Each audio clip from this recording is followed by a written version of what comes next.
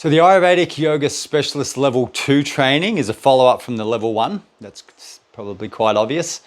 What inspired me to do a Level 2 training on the Level 1 training is that, over the last number of years of teaching Level 1, I found that people were really inspired and really hungry to learn more Ayurveda. That was one of the things that inspired me. So that was my calling to get another level training out, to study a little bit more in depth some of the principles and so forth of Ayurveda. But what also was happening was people were seeing the basic principles that they learn in the first training, and they were getting out and practicing them in the world and seeing that the basic principles could become quite complicated once you started trying to put them into practice, and seeing that people's imbalances in the world aren't always so straightforward. A lot of the time they're combinations of things, or they're one thing's pushing another thing, so it's not quite seemingly what it looks like initially.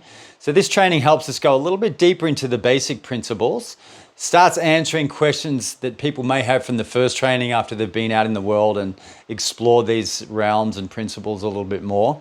And then we go into a little bit more into Ayurvedic psychology and how to use these principles in relationships, and understanding ourselves better and understanding other people better, and how to interact and deal with one another in a way that's conducive to healthy outcomes rather than sort of reactivity. It's we learn to respond to people and maybe their imbalances in a way that can potentially help them out.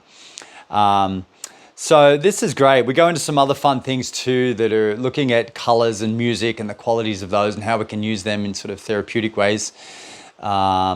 We will go into some case studies where we actually get to look at things from a perspective of, me being a practitioner and showing you how I break down things when I've worked with individuals and so forth. So this is an incredible follow-up to the first one.